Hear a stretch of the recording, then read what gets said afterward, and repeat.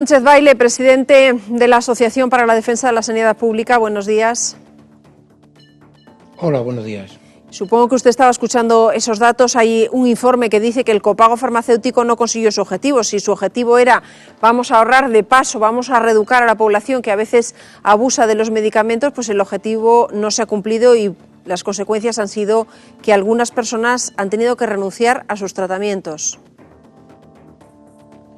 Bueno, este asunto ya lo veníamos señalando nosotros hace mucho tiempo, ¿no?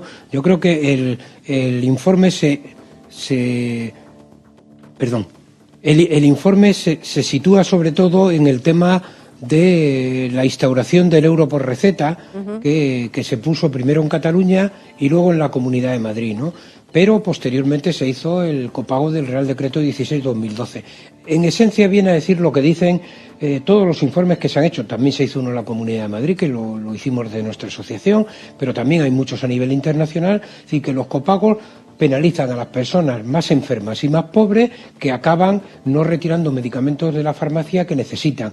Y en muchos casos pueden incrementar el gasto sanitario porque estas personas que no toman los medicamentos necesarios acaban enfermando más, acuden más veces a urgencias, necesitan ser más veces hospitalizadas, etcétera. Es decir, en realidad es un mal sistema, ¿no? Y bueno, lo que ya parece que da un poco de risa, si no fuera penoso, es cuando se habla de que lo que se quiere hacer es educar a la ciudadanía. El copago se establece exclusivamente en aquellos medicamentos que son prescritos por los médicos del Sistema Nacional de Salud, es decir, que no son los ciudadanos ni las ciudadanas quienes toman la iniciativa de consumir estos medicamentos, sino que son prescritos por un médico que entiende que tienen un problema de salud que necesita un medicamento.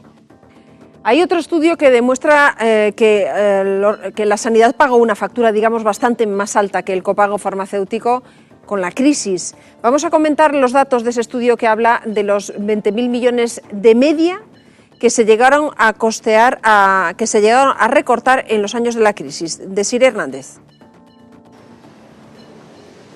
Sí, 10 años de crisis que han golpeado duramente al sistema sanitario español, al menos así lo desvela el último informe de la Cumbre Social, en el que explica, por ejemplo, una cifra importante: el recorte que ha sufrido la sanidad pública española desde 2009. Se han perdido en total, según este informe, entre 15.000 y 21.000 millones de euros y eso se traduce, por ejemplo, en el cierre de camas hospitalarias, 5.600 camas entre 2010 y 2014 y en este periodo también se registran 9.400 puestos de trabajo menos en el sector sanitario. Menos inversión también en la atención primaria, que pierde en este periodo 1.500 millones de euros y 2.500 casos de exclusión sanitaria. Eso es lo que recoge el informe desde enero de 2014. En paralelo sube el gasto farmacéutico y además, un dato curioso también, el número de personas que se hacen un seguro privado. Y yo le pregunto, Marciano Sánchez Baile, ¿usted cree que vamos a recuperar todo lo que dejamos por el camino y cuándo? Bueno, lo primero depende de la voluntad política de los gobernantes, ¿no? O sea, esto no, evidentemente puede hacerse. ¿Cuándo? Bueno, pues el cuándo probablemente no sea de manera inmediata, ¿no? Pero yo creo que en un plazo de 3-4 años, es decir, en una legislatura, se puede perfectamente recuperar la situación, ¿no? Lo único que hace falta es esta voluntad política y el interés decidido de ir hacia adelante, ¿no? Así como el gobierno anterior tenía un interés decidido en recortar y desmantelar el sistema sanitario público, necesitamos un gobierno que tenga el interés contrario. Bueno, hablando de voluntad política, si solo es voluntad, y luego tienen que cuadrar los números, si solo es voluntad, por lo menos en Madrid sí se ha anunciado que va a haber una reinversión importante en sanidad en unos presupuestos que se acaban de pactar, como usted sabe, entre Partido Popular y Ciudadanos. Ahí hablan de que hay un incremento en la partida sanitaria, un incremento en la inversión importante. Miguel. Sí, sobre el papel, al menos el 40% de los próximos presupuestos para la Comunidad de Madrid del año 2019, el 40% van a ir destinados a la sanidad pública. El Gobierno regional se ha encargado de insistir en que es la mayor partida histórica que se dedica a la sanidad madrileña. En concreto, hablamos de 8.106 millones de euros, prácticamente la mitad, el 45%, va a ir destinado a los profesionales sanitarios. Va a haber un refuerzo de las plantillas con más de 600 nuevos profesionales y te van a destinar también unos 170 millones de euros a refuerzo reformar y actualizar también todas las infraestructuras sanitarias. Gracias, Miguel. Señor Sánchez Baile, más de 8.000 millones para reforzar la sanidad madrileña, sobre todo destinada a la contratación, supongo, a la renovación de puestos de trabajo en la sanidad pública que siempre se queja de esa carencia, la carencia de profesionales. ¿Le parece suficiente? Pues no, yo creo que es claramente insuficiente. En primer lugar, no es cierto que sea la cantidad más alta que ha dedicado el Gobierno de la Comunidad de Madrid al sistema sanitario. Ha habido años que hace ya tiempo, ¿no?, que se dedicó más dinero. En segundo lugar, el presupuesto que se hace para 2019, pues resulta que es inferior al dinero que se gastó en sanidad de manera efectiva en el año 2017, o sea que otro hecho de insuficiencia.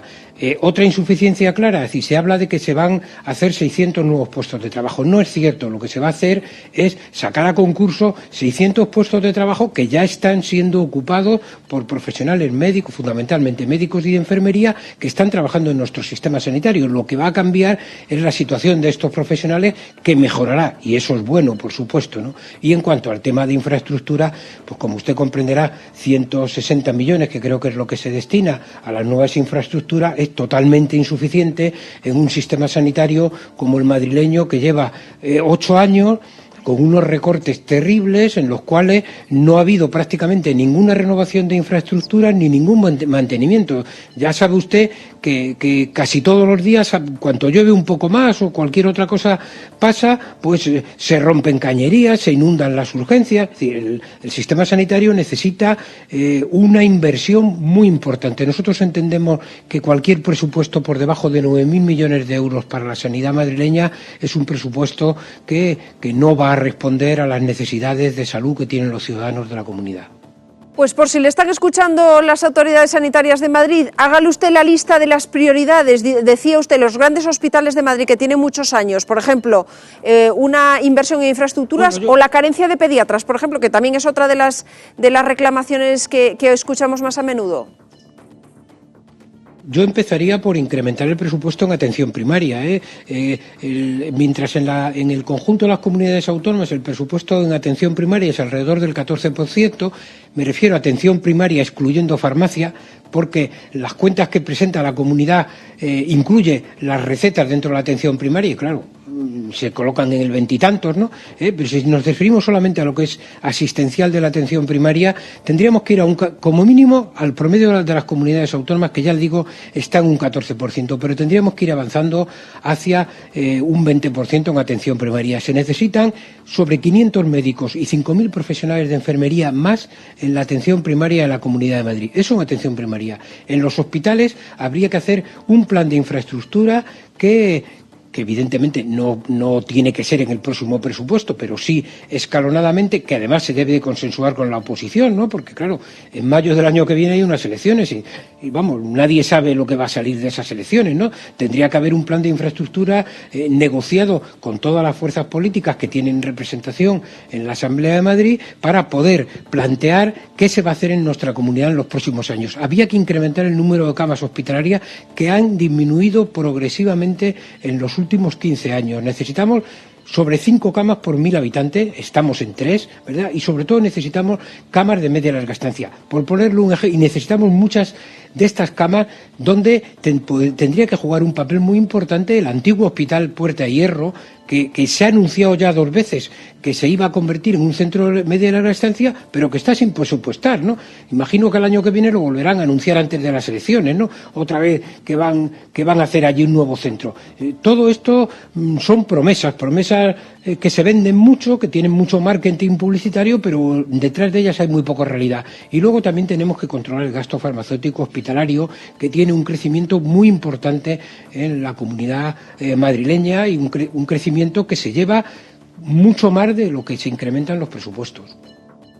Pues nos quedamos con sus propuestas: más camas, para empezar, más camas y más sanitarios, más personal sanitario, tanto en los ambulatorios como en los hospitales. Marciano Sánchez Baile, espero que le escuchen quien tiene capacidad para tomar decisiones, no solo nosotros. Muchas gracias. Vale, muchas gracias a ustedes.